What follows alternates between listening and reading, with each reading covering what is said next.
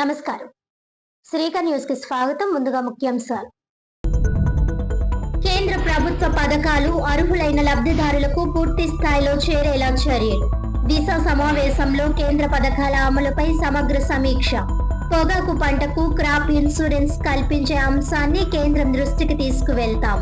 పుష్కరాలు నాటికి Rajamahendravaram railway station లో కీలక పనులు పూర్తి చేసేలా చర్యలు. ఎంపీ దగ్గుబాటి పురంధేశ్వరి.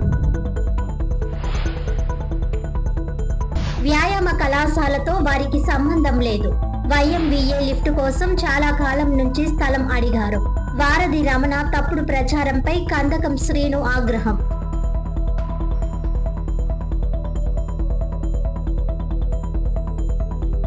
నిరుద్యోగుల సమస్యలను తక్షణమే పరిష్కరించాలి. 1, 2, 3 అభ్యర్థులకు వయో పరిమితి 47 ఏళ్లకు పెంచాలి.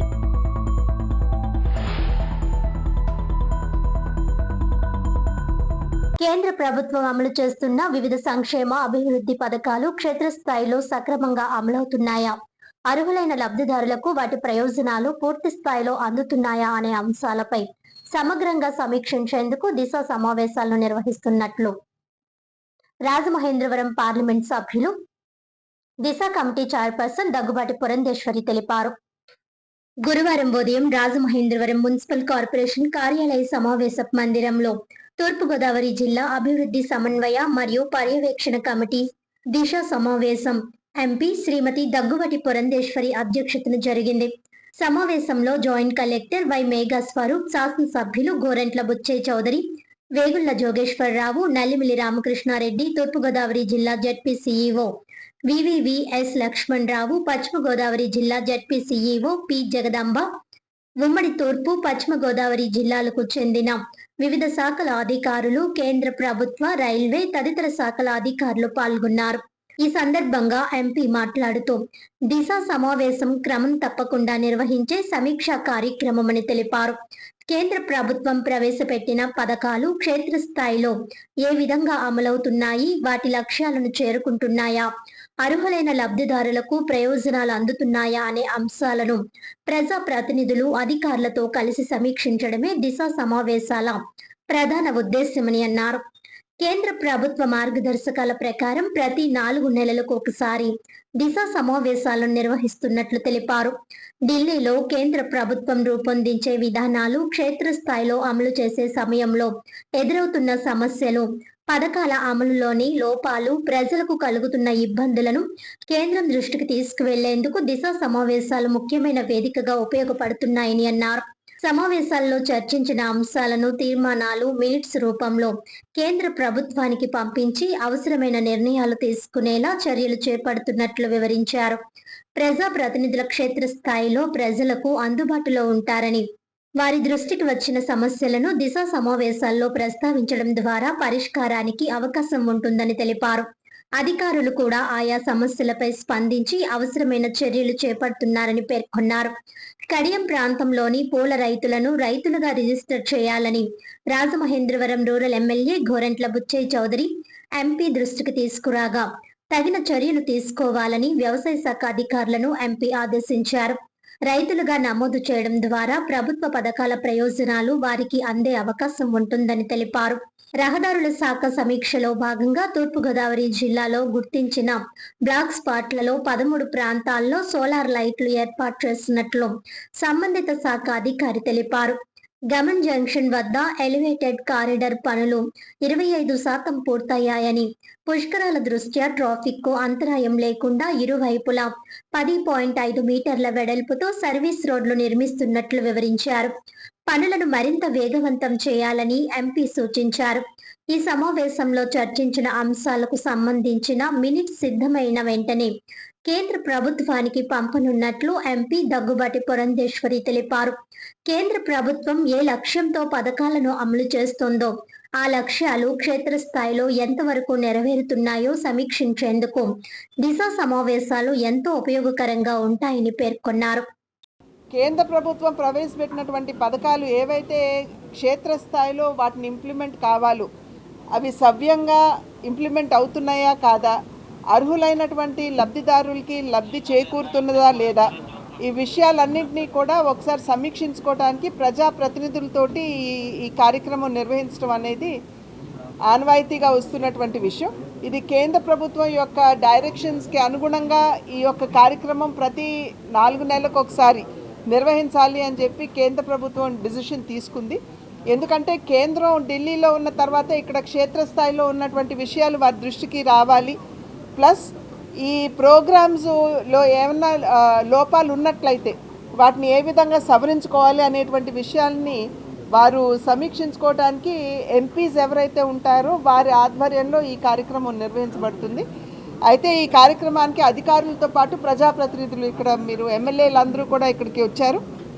క్షేత్రస్థాయిలో వారు ఉంటారు కాబట్టి అక్కడ లోపభూయిష్టమైనటువంటి విషయాలు ఏమన్నా ఉన్నట్లయితే ఈ సమీక్ష కార్యక్రమంలో వారు తెలియజేయడం, దాన్ని మేము రెజల్యూషన్స్లో కావచ్చు, మినిట్స్లో కావచ్చు పెట్టి వాటిని కేంద్ర ప్రభుత్వానికి పంపించడం, కేంద్ర ప్రభుత్వం వీటి మీద నిర్ణయం చేయడం అనేది జరుగుతూ వస్తున్నటువంటి విషయం.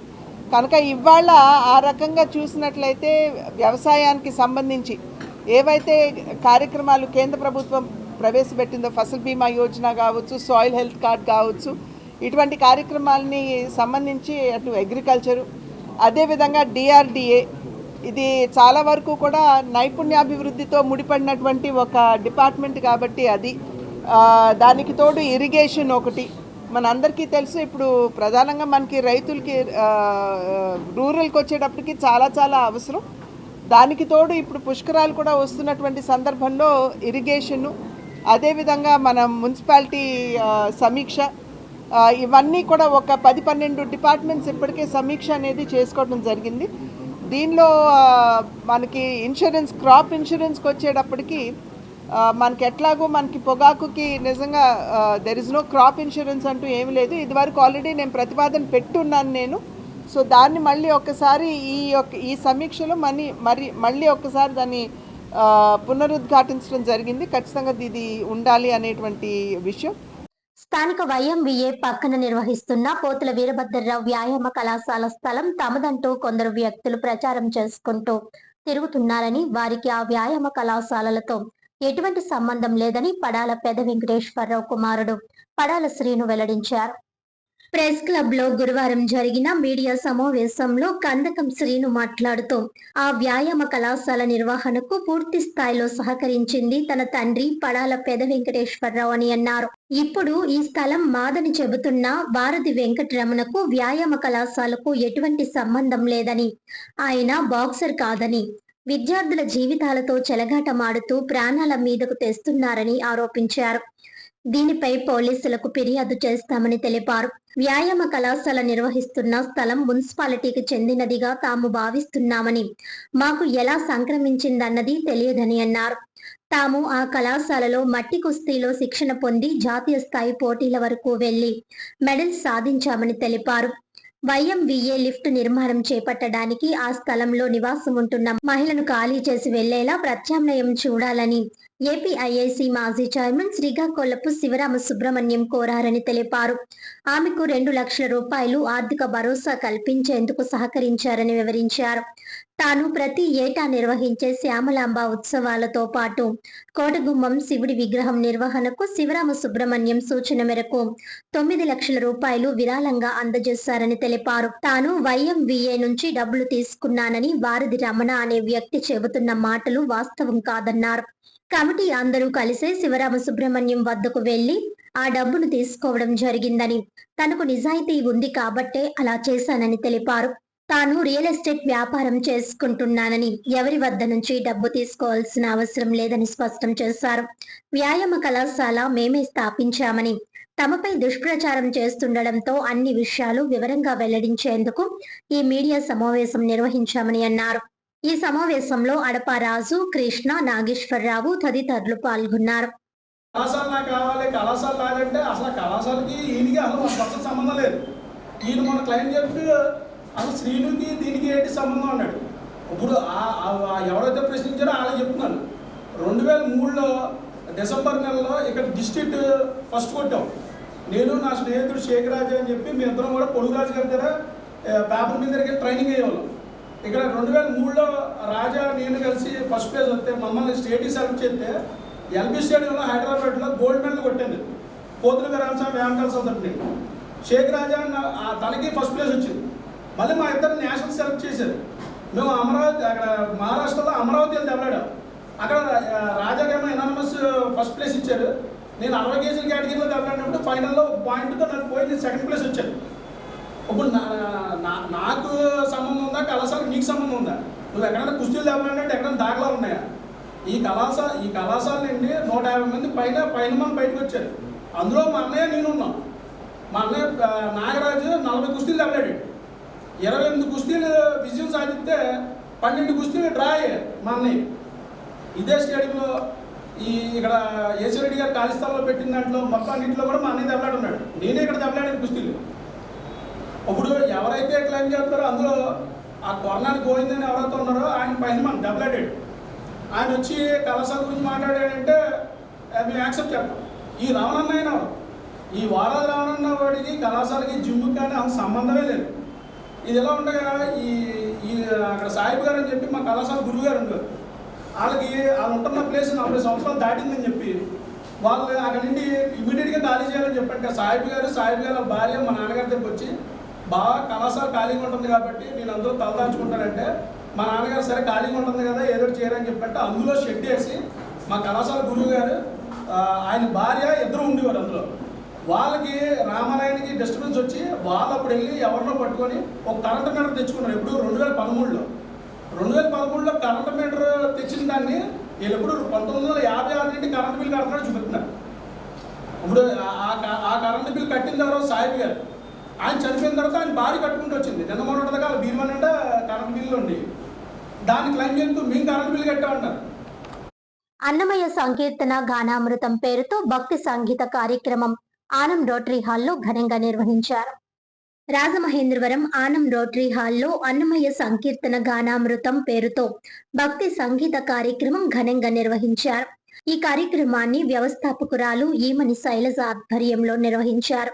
ఈ సందర్భంగా ఈమని శైలజ మాట్లాడుతూ శ్రీ వెంకటేశ్వర స్వామి వారి సేవలో భాగంగా అన్నమయ్య సంకీర్తనలను ప్రజల్లోకి విస్తృతంగా తీసుకువెళ్లాలన్నదే కార్యక్రమం ప్రధాన ఉద్దేశ్యమని అన్నారు.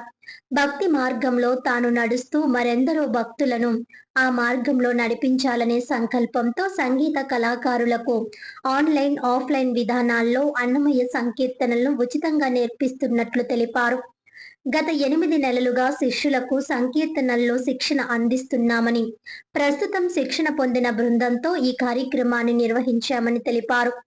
ఇకపై బ్యాచ్ల వారీగా శిక్షణ కొనసాగుతుందని, అన్నమయ్య సంకీర్తన గానామృతం కార్యక్రమాన్ని మరింత విస్తృతంగా ప్రజల్లోకి తీసుకువెళ్లడమే తమ లక్ష్యమని తెలిపారు. ఈ కార్యక్రమానికి Hindu Dharma Prachara Parishat program assistant Oruganti Narasimhayogi, rotary icon Teegala Raja ముఖ్య అతిథులుగా హాజరై శిక్షణ పొందిన శిష్యులకు సర్టిఫికేట్లు, మెడల్స్ అందజేశారు.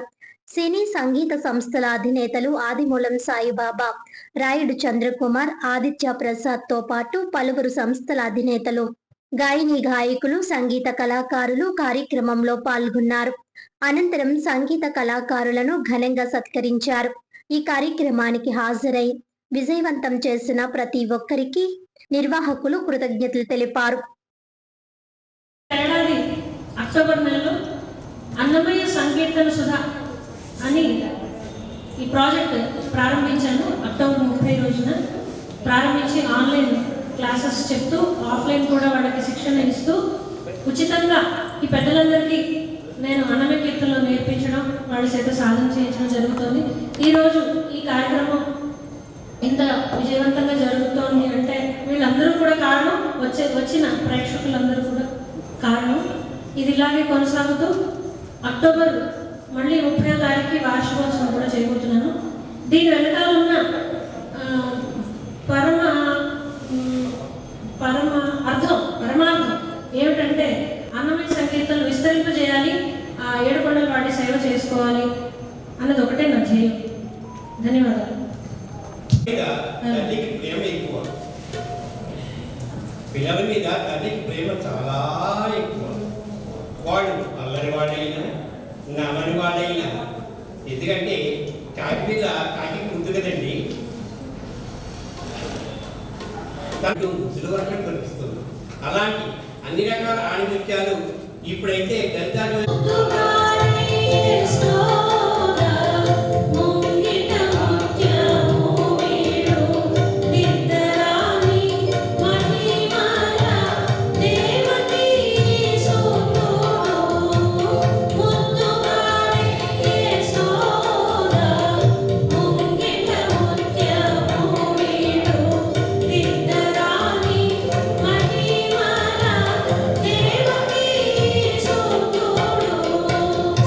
క్యాన్సర్ మహమ్మారిని సమూలంగా నిర్మూలించే దిశగా ఆధునిక వైద్య రంగం మరో చారిత్రాత్మక ముందడుగు వేసి క్యాన్సర్ మూలాలపై యశోద ఆసుపత్రిలో ప్రపంచ స్థాయి అత్యాధునిక జన్యు చికిత్స వైద్య సేవలు అందుబాటులోకి తీసుకుని రావడం జరిగిందని వైద్యుడు శిఖర్ కుమార్ తెలిపారు. క్యాన్సర్ మహమ్మారిని సమూలంగా నిర్మూలించే దిశగా ఆధునిక వైద్య రంగం మరో చారిత్రాత్మక ముందడుగు వేసింది. సంప్రదాయ చికిత్సా విధానాల్లో అందరికీ ఒకే రకమైన మందులు వాడడం ద్వారా రోగులు ఎదుర్కొంటున్న దుష్ప్రభావాలకు చెక్ పెడుతూ విప్లవాత్మక మార్పులకు నాంది పలికింది. హైటెక్ సిటీలోని యశోద ఆసుపత్రి రోగి జన్యు నిర్మాణాన్ని లోతుగా విశ్లేషించి వ్యాధి కణాల స్వభావానికి 100% సరిపోయే అధునాతన జన్యు విశ్లేషణ కేంద్రాన్ని ప్రతిష్టాత్మకంగా ప్రారంభించింది. దీని ద్వారా ప్రాథమిక దశలోనే వ్యాధి మూలాలను గుర్తించి మరణాల రేటును కట్టడి చేసే అద్భుత అవకాశం ఏర్పడింది. ఈ చారిత్రాత్మక ఆవిష్కరణకు సంబంధించిన వివరాలను రాజమండ్రిలో ఏర్పాటు చేసిన విలేకరుల సమావేశంలో క్యాన్సర్ వైద్య నిపుణుడు శిఖర్ కుమార్ వెల్లడించారు. ఆధునిక వైద్యం ఖచ్చితమైన జన్యు ఆధారిత విధానం వైపు వేగంగా అడుగులు వేస్తోందని ఆయన స్పష్టం చేశారు. గతంలో వ్యాధి కణాలతో పాటు ఆరోగ్యకరమైన కణాలను సైతం దెబ్బతీసే రసాయన చికిత్సల కీమోథెరపీ స్థానంలో ఇప్పుడు కేవలం వ్యాధి కణాలనే లక్ష్యంగా చేసుకొని అంతం చేసే అత్యుత్తమ విధానాలు అందుబాటులోకి వచ్చాయని అన్నారు. ముఖ్యంగా లక్షిత ఔషధాలు, రోగి సొంత రోగ నిరోధక వ్యవస్థను మేల్కొల్పే నూతన చికిత్సలతో బాధితుల జీవితకాలం, జీవన ప్రమాణాలు గణనీయంగా మెరుగుపడుతున్నాయని విశ్లేషించారు. ఆసుపత్రి ప్రాంగణంలోనే ఈ జన్యు విశ్లేషణ కేంద్రాన్ని నెలకొల్పడం వల్ల బాధితులకు ఎంతో మేలు జరగనుంది. బయటి ల్యాబ్ల ప్రమేయం లేకుండా అతి తక్కువ ఖర్చుతోనే అత్యంత వేగంగా నివేదికలు అందుతాయి. సమయం ఎంతో కీలకమైన ఊపిరితిత్తులు, రొమ్ము, జీర్ణాశయ తదితర సంక్లిష్ట వ్యాధుల్లో తక్షణ నిర్ణయాలు తీసుకుని ప్రాణాలు నిలబెట్టుకునేందుకు ఈ స్వదేశీ వ్యవస్థ ఆయుధంలా పనిచేస్తుందని అన్నారు. శరీరంలోని జన్యు మార్పులను ఖచ్చితంగా గుర్తించి ఏ మందు పనిచేస్తుందో ముందే నిర్ధారించుకుని చికిత్సను ప్రారంభిస్తారు. సంపన్నులకే పరిమితమైన ఈ అత్యాధునిక వైద్యాన్ని సామాన్యులకు సైతం చేరువ చేయడమే లక్ష్యంగా యశోద యాజమాన్యం అడుగులు వేస్తోంది. అత్యుత్తమ రోబోటిక్ శస్త్రచికిత్స, అధునాతన రేడియేషన్ వ్యవస్థలతో పాటు ఈ జన్యు విశ్లేషణ సదుపాయం తోడవడంతో రోగులకు సమగ్ర వైద్య సేవలు ఒకే చోట లభిస్తున్నాయి. ఈ సమావేశంలో Andhra Pradesh marketing oncology marketing manager Sai Venkat Maddu, marketing executive V Sai Kiran పాల్గొని భవిష్యత్ ప్రణాళికలను వివరించారు. ఈ నూతన విధానం క్యాన్సర్ రహిత సమాజానికి బలమైన పునాది వేస్తుందని వైద్య నిపుణులు విశ్వాసం వ్యక్తం చేస్తున్నారు. హాస్పిటల్ లోపల ఈ మషిన్ అవైలబిలిటీ ఉంది. ఇప్పుడు యశోద హాస్పిటల్లో కూడా మేము అందుకే ఈ మషిన్ ఇన్స్టాల్ చేసాం. సో దట్ మనకి ఈ రిపోర్ట్స్ తొందరగా వచ్చేస్తాయి అండ్ మన ట్రీట్మెంట్ ఇంకా తొందరగా కరెక్ట్గా స్టార్ట్ అయిపోతుంది. సో ఈ మషిన్ మాత్రం one of the advanced technologies available ఉంది యశోద హాస్పిటల్లో క్యాన్సర్ ట్రీట్మెంట్కి. దీంతో పాటు మన దగ్గర లేటెస్ట్ సర్జికల్ టెక్నిక్స్లో రోబోటిక్ సర్జరీ అని ఉంది. ఇది స్టార్టింగ్ నుంచే ఉంది రోబోటిక్ సర్జరీ. రోబోటిక్ సర్జరీ ద్వారా అందరికీ తెలుసు, మన క్యాన్సర్ సర్జరీ ద్వారా ఏది బ్లడ్ లాస్, నొప్పి ఇవన్నీ చాలా వరకు తగ్గిపోతుంది. పేషెంట్స్ తొందరగా రికవర్ అయిపోతారు. Apart from that radiation therapy అందరికీ తెలుసు దట్ అన్ని క్యాన్సర్ పేషెంట్స్కి రేడియేషన్ థెరపీ అవసరం పడుతుంది. సో రేడియేషన్ థెరపీలో యశోద హాస్పిటల్లో ఇండియాలో ఫస్ట్ ఎంఆర్ఐ లినాక్ మషిన్ కూడా ఇన్స్టాల్ చేశాము. ఎంఆర్ఐ లినాక్ మషిన్ ద్వారా ఏమవుతుందంటే రేడియేషన్ మనం ఇచ్చిన చోటు రేడియేషన్కే పోతుంది. పక్కన ఆర్గన్స్, నార్మల్ ఆర్గన్స్కి రేడియేషన్ డోస్ మనం చాలా వరకు తగ్గియచ్చు. దీనివల్ల రేడియేషన్ సైడ్ ఎఫెక్ట్స్ మనం చాలా వరకు తగ్గియచ్చు. సో అన్ని ఫీల్డ్స్ ఆఫ్ క్యాన్సర్ ట్రీట్మెంట్లో be it surgical, medical or radiation, ఈ మూడు మెయిన్ ఫీల్డ్స్ ఉంటాయి క్యాన్సర్ ట్రీట్మెంట్ది. ఈ అన్ని మూడు ఫీల్డ్స్లో యశోద హాస్పిటల్లో most recent and most latest technology ఉంది. This is to help our cancer patients తొందరగా డయాగ్నోస్ చేసి తొందరగా కరెక్ట్ ట్రీట్మెంట్ ఇచ్చి at the same time treatment వల్ల వచ్చేది సైడ్ ఎఫెక్ట్స్ తగ్గిస్తే వాళ్ళ క్యాన్సర్ ట్రీట్మెంట్ సక్సెస్ఫుల్గా అవుతుంది అండ్ వాళ్ళ క్వాలిటీ ఆఫ్ లైఫ్ కూడా బాగా మెయింటైన్ అవుతుంది. రాష్ట్రంలో నిరుద్యోగ యువత ఎదుర్కొంటున్న సమస్యలను ప్రభుత్వం తక్షణమే పరిష్కరించాలని ఏఐవైఎఫ్ రాష్ట్ర ప్రధాన కార్యదర్శి ఎం యుగంధర్ డిమాండ్ చేశారు. రాష్ట్రంలో లక్షలాది మంది యువత ప్రభుత్వ ఉద్యోగాల కోసం సంవత్సరాల తరబడి ఎదురు చూస్తూ పోటీ పరీక్షలకు సిద్ధమవుతున్నారని, అయితే ప్రభుత్వం సకాలంలో ఉద్యోగ నోటిఫికేషన్లు విడుదల చేయకపోవడం, ఖాళీ పోస్టులను భర్తీ చేయడంలో జాప్యం చేయడం, నియామక ప్రక్రియలు ఆలస్యం కావడం వల్ల నిరుద్యోగ యువతి తీవ్రంగా నష్టపోతున్నారని అన్నారు. ముఖ్యంగా గ్రూప్ 1, గ్రూప్ 2, గ్రూప్ 3 వంటి పోటీ పరీక్షలకు సిద్ధమవుతున్న అభ్యర్థులు అనేక సంవత్సరాలుగా నోటిఫికేషన్ల కోసం ఎదురు చూస్తున్నారని, ఈ జాప్యం కారణంగా అనేక మంది అభ్యర్థులు వయో పరిమితి దాటిపోయే పరిస్థితి ఏర్పడిందన్నారు. ఇందులో నిరుద్యోగ యువత తప్పేమీ లేదని, ప్రభుత్వ నియామకాల్లో జరిగిన జాప్యానికి అభ్యర్థులను బాధ్యులను చేయడం అన్యాయమని పేర్కొన్నారు. అందువల్ల గ్రూప్ 1, గ్రూప్ 2, గ్రూప్ 3 అభ్యర్థులకు వయో పరిమితిని 47 సంవత్సరాలకు పెంచి వన్ టైం వయో పరిమితి సడలింపు కల్పించాలని ఎం యుగంధర్ డిమాండ్ చేశారు. అదే విధంగా ఎన్నికల సమయంలో నిరుద్యోగ యువతకు ఇచ్చిన హామీలను ప్రభుత్వం వెంటనే అమలు చేయాలని, ఉద్యోగం లేని నిరుద్యోగులకు నెలకు 3,000 రూపాయలు నిరుద్యోగ భృతి అందించాలని కోరారు. ఉద్యోగం కోసం సంవత్సరాల తరబడి పోటీ పరీక్షలకు సిద్ధమవుతున్న యువత పుస్తకాలు, కోచింగ్, ప్రయాణం తదితర ఖర్చులతో తీవ్ర ఆర్థిక ఇబ్బందులు ఎదుర్కొంటున్నారని, కుటుంబాలపై ఆధారపడాల్సిన పరిస్థితి ఏర్పడుతోందని అన్నారు. నిరుద్యోగులకు ఆర్థిక భరోసా కల్పించాల్సిన బాధ్యత ప్రభుత్వంపై ఉందన్నారు.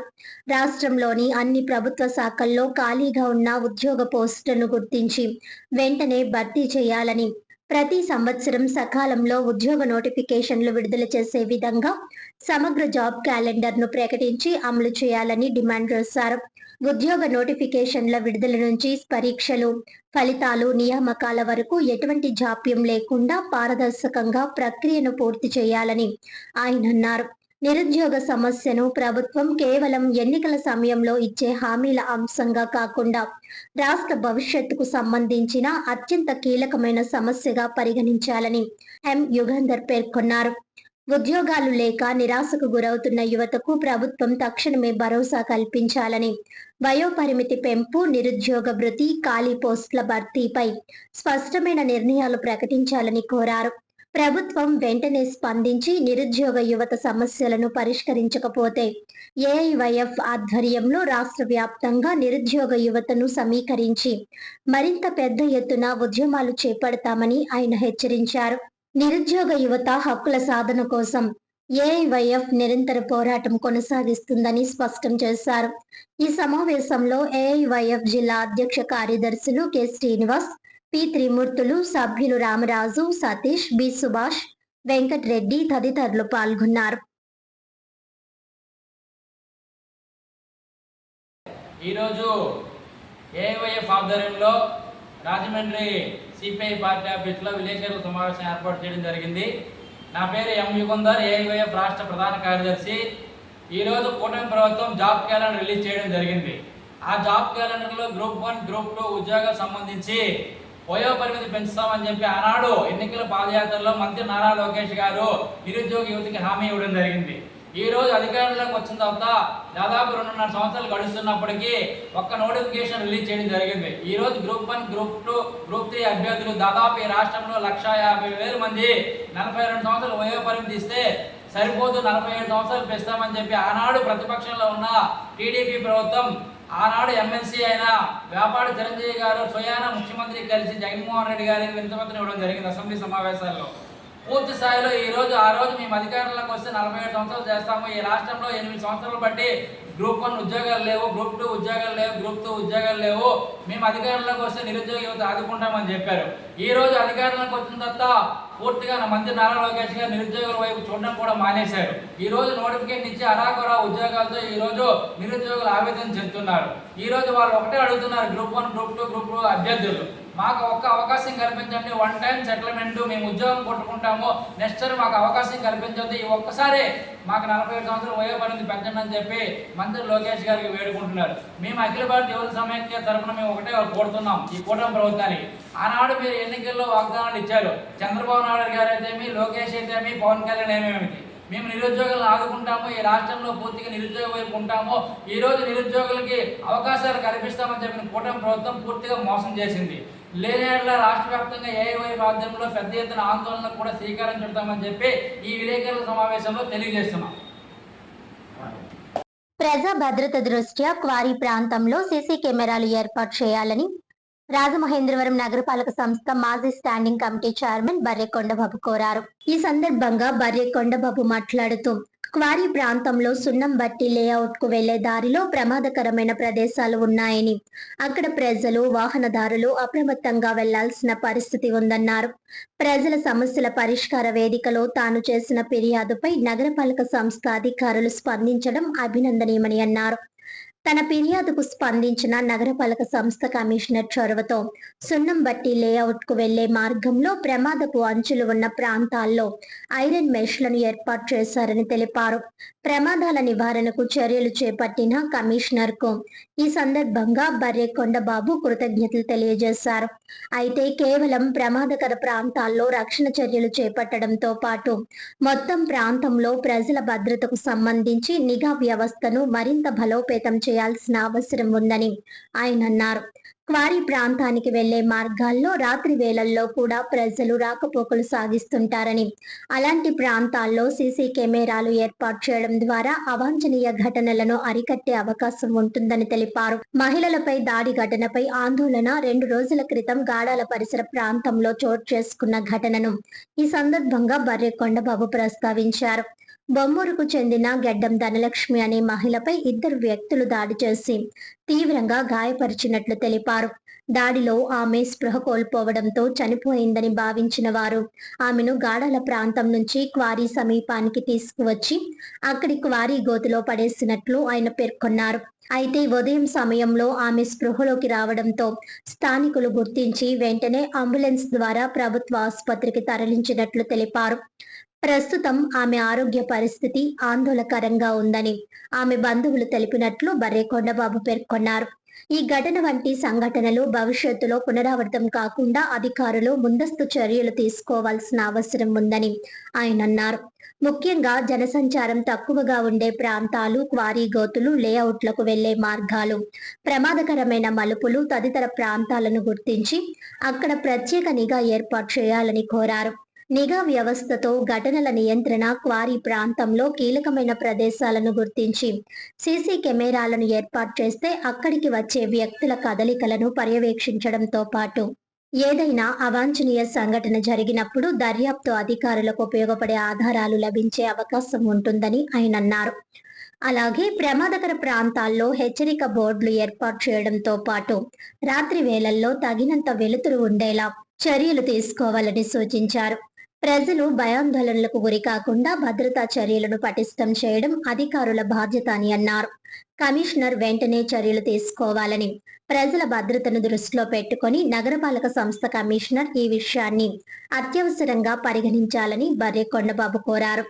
ఇప్పటికే ప్రమాదకర ప్రాంతాల్లో ఐరన్ మెష్లు ఏర్పాటు చేసి స్పందించిన విధంగానే సున్నం బట్టి లేఅవుట్ కు వెళ్లే మార్గం మొత్తం పరిశీలించి అవసరమైన చోట్ల సీసీ కెమెరాలు ఏర్పాటు చేయాలని విజ్ఞప్తి చేశారు. క్వారీ ప్రాంతంలో ప్రజల మాన ప్రాణాలకు రక్షణ కల్పించేందుకు నగరపాలక సంస్థ, పోలీస్ శాఖ సమన్వయంతో చర్యలు తీసుకోవాలని ఆయన కోరారు. ప్రజా భద్రత విషయంలో ఎలాంటి నిర్లక్ష్యానికి తావు లేకుండా తక్షణమే సీసీ కెమెరాల ఏర్పాటు, వీధి దీపాలు, ప్రమాదకర ప్రాంతాల్లో రక్షణ చర్యలు చేపట్టాలని బర్రె కొండబాబు ప్రభుత్వాన్ని కోరారు. ఈ క్వారీ గోతుల మీద హైకోర్టులో 2011 నుంచి అప్పుడు రిట్ వేసాను, తర్వాత పిల్లి వేసాను. 2011 నుంచి కూడా ఈ క్వారీ గోతుల మీద పోరాటం చేయడం జరుగుతూ ఉంది. ఈ పోరాటంలో భాగంగా ఎందుకు పోరాటం చేస్తున్నాం అంటే, క్వారీలో పడి చనిపోయినటువంటి వాళ్ళు చాలామంది ఉన్నారు. కొన్ని మిస్సింగ్ కేసులు కూడా ఉన్నాయి. ఎక్కడెక్కడి నుంచో తీసుకొచ్చి చంపేసి పాడేసినటువంటి సందర్భాలు కూడా ఉన్నాయి. ఇదే రూట్లో ఉంగరాలు చేతుకున్నాయనే దాని మీద ఒక అతన్ని మేకపోతే నరికి ఆ ఉంగరాలు పట్టుకుని వెళ్ళిపోయినటువంటి సందర్భాలు కూడా ఇదే రూట్లో ఉన్నాయి. కానీ ఈ ప్రాంతం చీకటి పడితే చాలా అగాధంగా ఉంటుంటుంది. ఈ ప్రాంతాన్ని బేస్ చేసుకొని ఎక్కడెక్కడో చనిపోయిన వాళ్ళందరూ కూడా ఇక్కడ తీసుకొచ్చి పాడేస్తూ ఉంటారు. అలాగే ఇక్కడ ఉన్న వాళ్ళు కూడా తెలియకుండా ఆ రూట్కి వెళ్ళిపోవడం జరుగుతూ ఉంటుంది. దాని మీద ఈ రూట్లో చాలా ప్రమాదకరమైనటువంటి అంశాలు నడుస్తూ ఉంటాయి. ఇటీవల కాలంలో మేము ఈ క్వారీ గోతుల్లో పడి చనిపోతున్నారు జనం, అలాగని చెప్పేసి ఎక్కడ ప్రమాదం అయితే ఉందో హైకోర్టు కూడా ఆదేశించింది. కానీ మున్సిపల్ కార్పొరేషన్ ఇప్పుడున్నటువంటి కమిషనర్ దీన్ని చాలా జాగ్రత్తగా ఆలోచించి కమిషనర్ దీన్ని ఫెన్సింగ్ వేయించడం జరిగింది. ఇక్కడ మరోసారి కూడా ఫెన్సింగ్ వేశారు. అంటే ప్రమాదాలు నివారించాలని ఉంటుంది. అందుకు కమిషనర్ గారికి వారి సిబ్బందికి కూడా నేను థ్యాంక్స్ చెప్తా ఉన్నాను. చాలా సంతోషం. మరి మా గత కమిషనర్ గారు అయితే చివరి నుంచి స్తంభాలు వేసుకుంటూ వచ్చారు. మరి ఆర్ఎంపీ వాళ్ళు అయితే రోడ్డు వేయడం జరిగింది. కానీ ఈ పోరాటాల వల్ల నడుస్తూ ఉంది. ఎన్ని పోరాటాలు చేసినప్పటికీ కూడా గడ్డం ధనలక్ష్మి అనే అమ్మాయిని నిన్న రాత్రి అర్ధరాత్రి మీద మరి తన భర్తకి 2 పిల్లలు ఉన్నారు. ఆమెకి 24 సంవత్సరాల వయసు. ఆ 2 పిల్లలు మరి తన ఇంకొక భర్తకు పుట్టినటువంటి వాళ్ళు వాళ్ళిద్దరినీ కూడా పోషించుకుంటూ ఆ అమ్మాయి చిన్న వయసు కాబట్టి ఇంకొక అతన్ని కూడా ప్రేమించి 4 సంవత్సరాల నుంచి తనతోటే ఉంటుంది. ఉంటే మరి అతనికి ఇప్పటి వరకు బాగానే ఉన్నారు. ఏం జరిగిందో ఏంటో తెలియదు అనేది పూర్తి వివరాలు తెలియవలసినటువంటి అవసరం ఉంది. అయితే బర్త్డే ఉందో రమ్మని చెప్పేసి గాడాల సైడు ఇలా తీసుకెళ్ళి గాడాల దగ్గర ఒక తోట దగ్గర తీసుకెళ్ళి ఆటోలో తీసుకెళ్ళి ఆటో దగ్గర మరి ఒక సుత్తి ఒకటి పట్టుకొని వెళ్ళి ఆ సుత్తితో మరి ఆ ముందు దాన్ని కొట్టి చూస్తే ఇదేదో రిపేర్ వచ్చిందేమో అనుకుందంట. కేక్ తెస్తున్నారు కంగారు పడకాలని చెప్పేసి వచ్చి రాగానే అతను ఆ సుత్తితోటి తల మీద విపరీతమైన దెబ్బలు చనిపోయి ఇంకా ఎన్ని కొట్టినా చనిపోవట్లేదేట్రా అని చెప్పేసి అనేవారంట. ఆ అమ్మాయి చెప్తుంది. ఇప్పుడు మట్టాడి ప్రసాద్ మట్టాడి అయ్యప్ప అనేవాళ్ళు ఇద్దరు కూడా అన్నదమ్ములు అన్నమాట. అన్నదమ్ములు అయితే ఈ అమ్మాయిని చంపేయడానికి ప్రయత్నం చేసి ఈ అమ్మాయిది ఎక్కడో బొమ్మూరు తాడేసి మెల్ల లాగేసి అన్ని చేశారంట. అక్కడ ఇద్దరు కలిసి ఒకళ్ళు చెయ్యి వెనకది ఎడదీస్తే ఒకళ్ళు తల మీద కొట్టేవారట. సరే ఆ అమ్మాయి చెప్పినటువంటి రిపోర్ట్ ఆ విధంగా ఉంది. ఇప్పుడు వాళ్ళు ఏంటంటే అక్కడెక్కడో పాడేశారని అనుకుంటుంది ఆ అమ్మాయి, తెలియట్లేదు. కానీ ఆ అమ్మాయిని తీసుకొచ్చి ఇప్పుడు మేము వచ్చింది ఎంత దూరం, అంత దూరం నుంచి ఇక్కడికి తీసుకొచ్చే ఆటోలో అర్ధరాత్రి మీద ఈ క్వారీలో కింద నీరు 200 అడుగుల లోతు నీరు, ఇక్కడ 70 అడుగుల లోతు. ఇక్కడ ఒక మనిషి పడిపోతే ఆ బండితో పాటు కింద పడిపోతే ఇక్కడ మట్టి తోలించాం. ఈ క్వారీ అయితే నరసింహరావు గారి క్వారీ, శ్రీకాకుళం నరసింహరావు గారి క్వారీ. ఈ క్వారీలో పాడేశారు. ఈ పాడేసినందువల్ల పొద్దున్న ఈ ఫెన్సింగ్ వేయటానికని వచ్చారన్నమాట. స్తంభాలు వేసింది ఇక్కడ ఎవరో పడిపోకుండా ఉండాలని చెప్పి కమిషనర్ గారికి అనేక సార్లు గ్రీవెన్స్లు పెడితే ప్రజా సమస్యల పరిష్కార వేదికలో పెడితే వేయడం జరిగింది. దీనికి మెస్ కట్టడానికని ఇక్కడ మనుషులు వచ్చారు. మెస్ కట్టడానికి వస్తే కింద మూలుగుతా అమ్మాయి మూలుగు వినబడతా ఉంది. మూలుగుతా ఉంటే ఏంటి ఎలా మూలుగుతున్నారు, అలాగనే అంబులెన్స్ ఫోన్ చేస్తే జాగ్రత్త తీసుకొచ్చి అంబులెన్స్ని గవర్నమెంట్ ఆసుపత్రికి వేశారు. ఆ అమ్మాయి సాగు బతుకులో ఇప్పుడు ఉన్నది. ఆ అమ్మాయి పరిస్థితి అయితే చాలా అధ్వానంగా ఉంది. ఒక ఆడబిడ్డనే వాళ్ళకి ఇష్టం లేకపోతే వాళ్ళ అమ్మగారింటి పంపించేయాలి, లేకపోతే వాళ్ళకి ఇష్టం లేకపోతే వదిలేసేయాలి. వాళ్ళ అమ్మగారింటి కాడ ఉన్న వాళ్ళని ఎక్కడ బొమ్మూరులో ఉన్న వాళ్ళని తీసుకొని ఆ అమ్మాయి పుట్టినరోజు అని చెప్పేసి అంటే ఒక నమ్మకం మీద వాళ్ళ మీద ఒక భరోసా మీద వస్తే అక్కడ దూరంగా తీసుకెళ్ళి ఇక్కడే పుట్టినరోజు అని చెప్పేసి ఆ తోటలో బుర్ర శుభ్రం బద్దలు కొట్టి ఒళ్ళంతా దెబ్బలతో ఇక్కడ నుంచి కింద గిరేసిస్తే కిందనే చనిపోయింది అనుకొని వదిలేసి వెళ్ళిపోతే కింద నీటిలో వరకే వెళ్ళిపోయిందంటే కాళ్ళు అక్కడ ఉన్న తుప్పలో అడ్డం ఉన్నందువల్ల బతికింది ఆమె.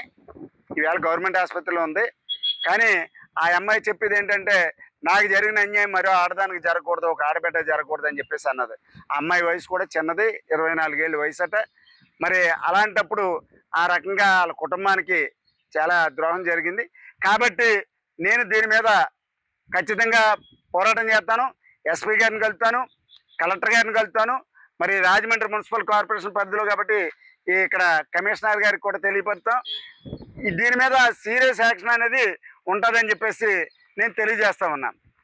అంచేత ఇప్పుడు వెంటనే ప్రజాప్రతినిధులు కూడా కలగజేసుకొని రూరల్ ఎమ్మెల్యే గారు, రాజమండ్రి ఎమ్మెల్యే గారు, ఎంపీ గారు, అలాగే మన మినిస్టర్ గారు కందుల దుర్గేష్ గారు కూడా కలగజేసుకొని ఇలాంటి అన్యాయం మరొకరు జరగకుండా చూడాలని చెప్పేసి, మరి ఇలాంటి అరికట్టకపోయినట్టయితే రాజమండ్రి పరువు కూడా గంగలో పోయినట్టు ఉంటుంది. అందుచేత వెంటనే దీని మీద ఎవరైతే ఈ అమ్మాయిని మరి ఇంకా చంపేస్తారని భయపడుతుంది, చెప్పడానికి కూడా భయపడుతుంది, అంత పరిస్థితిలో ఉన్నారు. అంచేత తండ్రి అన్నతను తీసుకొని వచ్చాం. వాళ్ళు నన్ను అప్రోచ్ అయ్యారు. ఇది నిన్నటి నుంచి ఏంటి దీని పరిస్థితి అని చెప్పేసి కొట్టుమిట్లు ఆడుతూ ఉన్నాం. ఎవరో ఏంటో తెలియదు అని చెప్పేసి. అంచేత దీని మీద వెంటనే యాక్షన్ తీసుకోవాలని, రేపు సోమవారం లోపల దీని మీద చర్య తీసుకోకపోతే సోమవారం నాడు ఎస్పీ గారిని, కలెక్టర్ గారిని 3 టౌన్ పోలీస్ స్టేషన్ కూడా వెళ్ళడం జరుగుతుంది. నా పేరు రాహుల్ అండి. మా వదిన ధనలక్ష్మి, ఆయన హస్బెండ్ మట్టాడి ప్రసాద్, వాళ్ళ అన్నయ్య ఏమో మట్టాడి అయ్యప్ప. మొన్న రాత్రి వాళ్ళ హస్బెండ్ మా వదిన ఇద్దరు కలిసి ఇంటి దగ్గర నుంచి బయలుదేరారు. ఇలాగా వాళ్ళ అన్నయ్య బర్త్డే పార్టీ ఉంది రమ్మన్నాడు అని చెప్పి బయలుదేరారు ఇద్దరు. వెళ్ళిన తర్వాత చాలాసేపు ఫోన్ మాట్లాడుతూనే ఉన్నారు మాతో. తర్వాత ఇలాగ ఫోన్ మాట్లాడి సడన్గా ఫోన్ స్విచ్ ఆఫ్ అయిపోయింది. ఛార్జింగ్ అయిపోయిందని మేము అనుకున్నాం.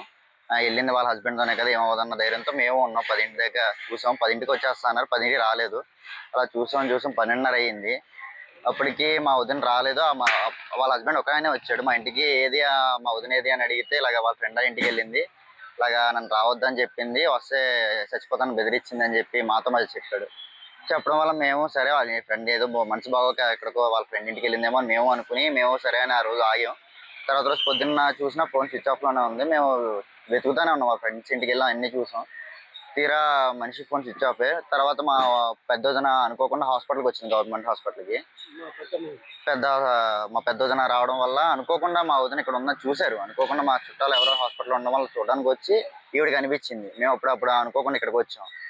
వచ్చేసరికి తల నిండా బ్లడ్ మొత్తం క్లాట్ అయిపోయి హెడ్ మొత్తం హెయిర్ అంతా అట్టగట్టేసినట్టు అయిపోయింది. అప్పుడు మళ్ళీ డాక్టర్ వాళ్ళతో మాట్లాడి అప్పటికప్పుడు డ్రెస్సింగ్ అవి చేయించాం. మొత్తం హెడ్ నిండా ఫుల్ హ్యామర్తో కొట్టడం వల్ల మొత్తం ఫుల్గా అయ్యింది. ఇది గాడాల్లో కొట్టారండి, గాడాల్లో కొట్టారు. కాకపోతే మా వదిన ఏమనుకుందంటే గాడాల్లో కొట్టి గాడాల చెరువులోనే పాడేశారు అనుకున్నారు కొట్టిన మైకంలో. కాకపోతే తెలిసింది ఏంటంటే గాడాల్లో కొట్టడం జరిగింది. గాడాల్లో కొట్టిన తర్వాత ఆటోలో తీసుకొచ్చి కొరిలో పాడేశారు అని చెప్పి ఇప్పుడు తెలిసింది మాకు కూడా. కాకపోతే ఇంకా మనిషి తెలిసింది ఇలాగా మా హాస్పిటల్లో ఉన్నాను తెలిసిన తర్వాత మా వదిన ఫోన్ చేసి ఇలా ప్రసాద్ నువ్వు మీ అన్నయ్య కలిపి ఇలా కొట్టారంట ఏంటని అడిగితే లేదు నేనేం కొట్టలేదు, ఆగండి ఇప్పుడే ఇంటికి వెళ్ళేసి వస్తానని చెప్పిన మనిషి ఇంకా అటు నుంచి అటే వెళ్ళిపోయాడు. మళ్ళీ అప్పటి నుంచి ఇప్పటిదాకా కనబడలేదు. ఎమ్మెల్సీ రాయేశారండి. కాకపోతే కేసులో కూడా మా వదిన ఇలాగా గాడాల అని చెప్పడం వల్ల అది కోరకుండా కేసులో అయిపోయింది. ఇప్పుడు తెలిసింది ఏంటంటే కోరి దగ్గర పాడేయడం వల్ల ఇప్పుడు మాట్లాడి మార్పిస్తా అని చెప్పారండి. డాక్టర్ గారు చూసారండి, నిన్న అయితే చూసారు, స్టిచెస్ అవి వేసారు. స్టిచెస్ వేసిన తర్వాత మామూలుగా డిశ్చార్జ్ చేసి పంపించేస్తా అన్నారు. కాకపోతే హెడ్ ఇంజరీ వల్ల కొంచెం మాకు భయం వేసి వద్దండి ఒక 2 days అబ్జర్వేషన్ ఉంచండి అని చెప్పి మాట్లాడాం. సరే అమ్మ ఒక 2 days చూస్తాం అని చెప్పి జాయిన్ చేసుకున్నారండి. డాక్టర్ గారు అయితే ప్రమాదం లేదన్నారు. కాకపోతే నైట్ నుంచి కొంచెం పెయిన్స్ కదా, శామతో కొట్టడం వల్ల పెయిన్స్ వల్ల మాట్లాడలేకపోవడం కూడా కొంచెం ఇబ్బందిగా ఉందండి. మొత్తం హెడ్ అంతా ఎక్కడ పడితే అక్కడ దగ్గర మొత్తం స్టిచెస్ అండి. దగ్గర ఒక 60 స్టిచెస్ ఒక 60 స్టిచెస్ దాకా పడి ఉంటాయి. కొట్టేసి హ్యామర్తో కొట్టి ఇలాగ జుట్టు పట్టుకుని ఈడ్చుకుంటూ వెళ్ళిపోయి మొత్తం తుప్పల్లో పాడేసి అలాగి కొరిలో వేస్తానంటండి. మొత్తం ఒళ్ళంతా గాయాలే, మొత్తం చేతుల నిండా ఆటల నిండా.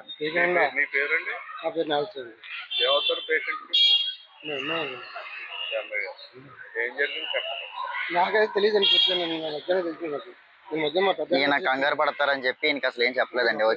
వచ్చేదాకా కూడా ఈయనకి అసలు ఏం తెలియదండి. వచ్చిన తర్వాత మన నిలల్లా అని ఈయన కంగారు పడిపోతాడని చెప్పి మేము చెప్పలేదండి. వచ్చిన తర్వాత చూసారు ఈయన కూడా పాపం, ఈయనకి సరిగ్గా ఏం తెలియదండి. వార్తలోని ముఖ్యాంశాలు మరోసారి. కేంద్ర ప్రభుత్వ పథకాలు అర్హులైన లబ్ధిదారులకు పూర్తి స్థాయిలో చేరేలా చర్యలు. దిశ సమావేశంలో కేంద్ర పథకాల అమలుపై సమగ్ర సమీక్ష. పొగాకు పంటకు క్రాప్ ఇన్సూరెన్స్ కల్పించే అంశాన్ని కేంద్రం దృష్టికి తీసుకువెళ్తాం. పుష్కరాలు నాటికి రాజమహేంద్రవరం రైల్వే స్టేషన్ లో కీలక పనులు పూర్తి చేసేలా చర్యలు. ఎంపీ దగ్గుబాటి పురంధేశ్వరి. వ్యాయామ కళాశాలతో వారికి సంబంధం లేదు. YMVA లిఫ్ట్ కోసం చాలా కాలం నుంచి స్థలం అడిగారు. వారధి రమణ తప్పుడు ప్రచారంపై కందకం శ్రీను ఆగ్రహం.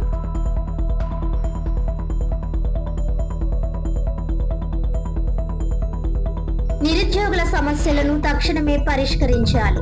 1, 2, 3 అభ్యర్థులకు వయో పరిమితి 47 ఏళ్లకు పెంచాలి.